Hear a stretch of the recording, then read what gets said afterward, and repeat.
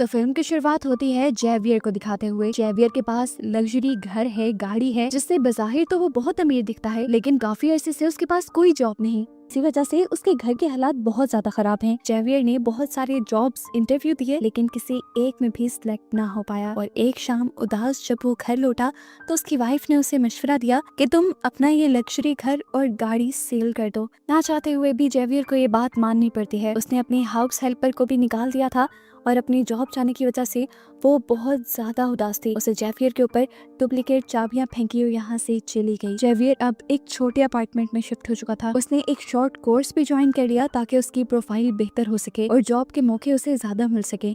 साथ ही साथ वो इंटरव्यूज भी देता रहा। काफी सारों में तो नाकामी मिली, लेकिन फाइनली फिर उसे एक जॉब मिल भी गई। वो बहुत ज्यादा खुश था, लेकिन जब तक उसे ये पता नहीं चला कि उसे पहले 6 महीने इस कंपनी में अनपेड इंटर्नशिप करनी होगी। समझने कि फ्री में काम करना होगा एक्सपीरियंस के लिए। जेवियर इस टाइम बहुत ज्यादा उदास हो चुका था। वो इस जॉब से भी इनकार करके चला आता है। जाते हुए उसे अपनी कार में से वो चाबी मिलती है जो उसकी हेल्पर उसके मुंह पर फेंक कर गई थी। उसने वो कीज उठाई और अपने पुराने घर की तरफ मुड़ गया। काफी देर वो बाहर खड़ा रहा और जब उसने देखा कि घर में रहने वाले नए लोग यहाँ से जा चुके हैं तो वो सबसे छुपते हुए उसी घर में घुस गया। जेवियर इस घर में नए ओनर की पिक्चर देखता है। इस घर से दिखने वाला प्यारा व्यू देखता है जो उसकी हमेशा से याद था और काफी देर यहाँ स्पेंड करता है, जिससे उसे काफी बेहतर फील होने लगा। और फिर वो घर चला गया। अगले दिन दोबारा वो आया। आज तो वो इस घर की तलाशी भी लेने लगा था। उसे घर में बहुत सारे डॉक्यूमेंट्स और एक रेड कलर का टोकन मिला। ये टोकन एक रिहैब सेंटर का था। वहाँ कौन और क्यों जाता था, जेवियर ये जानने के लिए उनका कंप्यूटर ऑन कर लेता है। उनके कंप्यूटर से जेवियर को उनके बारे में बहुत सारी इंफॉर्मेशन मिलती है, जैसा कि 1 साल पहले इस फैमिली का एक्सीडेंट हुआ था क्योंकि इस घर का ओनर ड्रंक था, इसलिए 1 साल के लिए उसका ड्राइविंग लाइसेंस भी कैंसिल कर दिया गया था। यहाँ पर उसे ओनर के पूरे दिन का शेड्यूल भी पता चल जाता है और जेवियर ये भी जान जाता है कि नया ओनर अगले दिन 3 बजे अपने रिहैब जाने वाला था। अगले दिन जेवियर भी उस रिहैब सेंटर पहुंच जाता है जहां सब लोग नशे की लत छोड़ने के लिए जाते हैं। यहाँ पर वो ओनर भी आया हुआ था। जेवियर को यहाँ पहली मर्तबा देखकर उससे भी यहाँ के लोग सवाल करने लगे, तो जेवियर ने अपनी कहानी बनाना शुरू की। उसने बताया कि वो अल्कोहलिक है, यानी बहुत ज्यादा शराब पीता है, जिसकी वजह से उसकी वाइफ और बेटी यानी उसकी फैमिली भी उससे काफी दूर हो गई है। उसकी कहानी बहुत ज्यादा उसके घर के नए ऑनर से मैच कर रही थी, इसलिए फौरन उसने जेवियर को नोटिस करना शुरू कर दिया और यही तो असल में जेवियर का प्लान था। जल्द ही इन दोनों में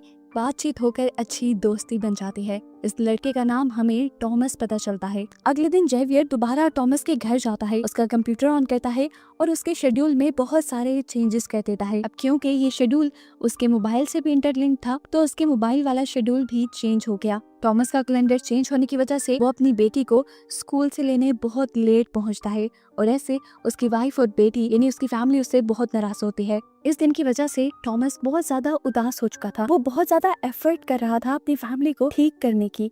अगले दिन भी वो रिहैब क्लासेस में जाता है और यहाँ पर दोबारा उसकी मुलाकात जेवियर से होती है। ग्रुप डिस्कशन के बाद ये लोग दोबारा कॉफी शॉप में आ जाते हैं जहाँ पर टॉमस जेवियर से काफी सारी बातें शेयर करता है अपनी फैमिली के बारे में और अपनी फैमिली की पिक्चर भी दिखाता है और जेवियर को भी कहता है कि तुम भी अपनी फैमिली की पिक्चर दिखाओ।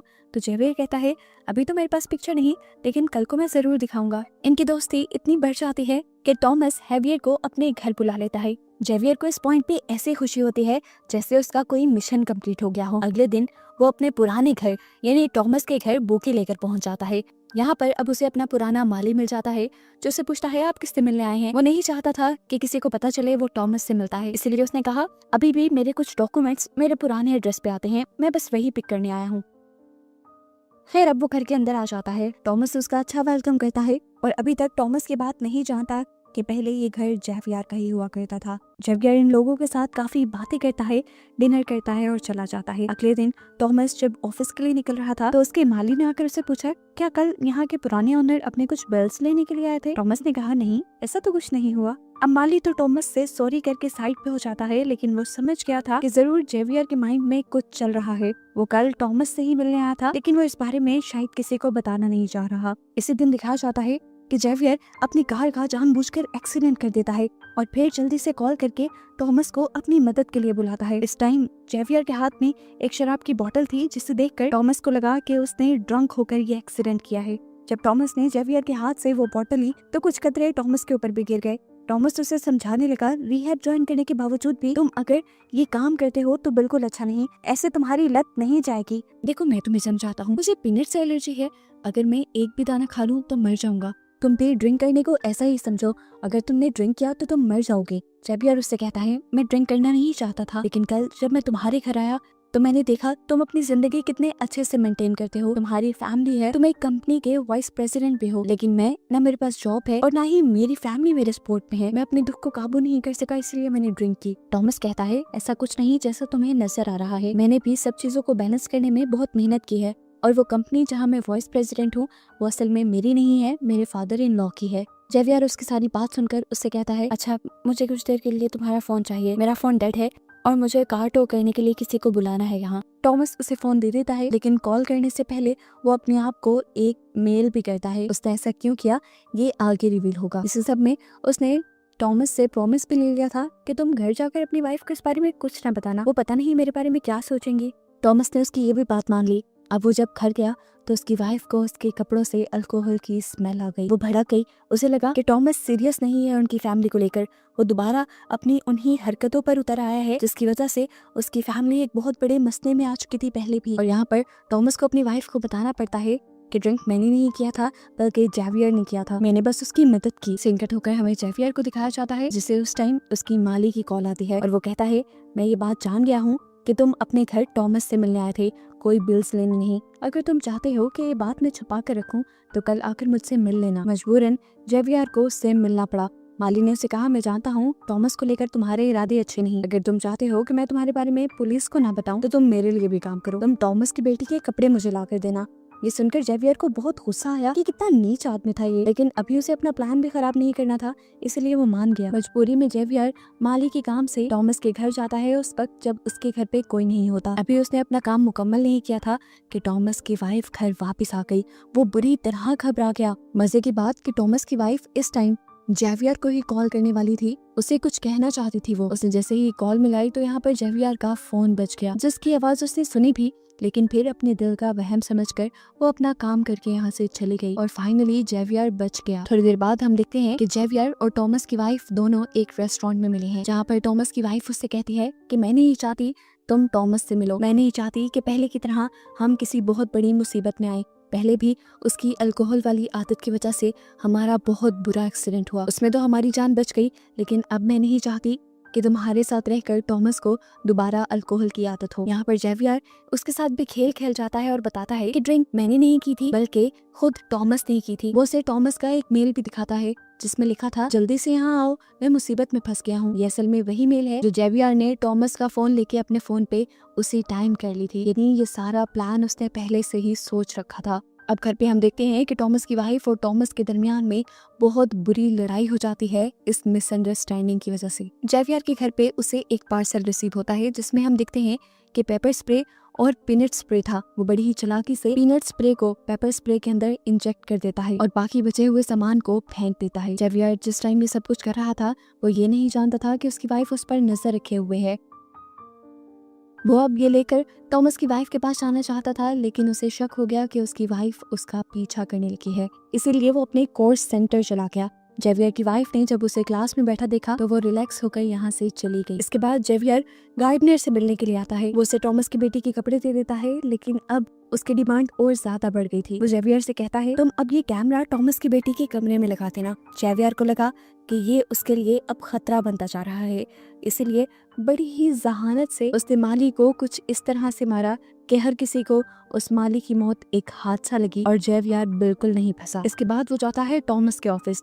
वो टॉमस से मिलना चाह रहा था, लेकिन टॉमस को तो बहुत ज्यादा गुस्सा था क्योंकि पिछले ही दिन टॉमस की वाइफ से जेवियर ने झूठ जो बोल दिया था, जिसकी वजह से उन दोनों के दरमियान में मिसअंडरस्टैंडिंग भी हो गई थी। इसी गुस्से में टॉमस जेवियर को इतना मारता है कि उसके मुंह और नाक से खून निकलने लग जाता है। ऐसी ही हालत में जेवियर बैंडेज कराने नहीं जाता बल्कि जाता है टॉमस की वाइफ के पास और उसे कहता है, देखो तुम्हारे हस्बैंड ने मेरा क्या हाल किया। एक और झूठ वो बोलता है कि टॉमस ने हम दोनों को रेस्टोरेंट में बैठे हुए देख लिया था और अब उसे लग रहा है कि हम दोनों का अफेयर चल रहा है। वो टॉमस की वाइफ से कहता है, मुझे लगता है कि टॉमस की अल्कोहल वाली आदत अब और ज्यादा बढ़ती जा रही है।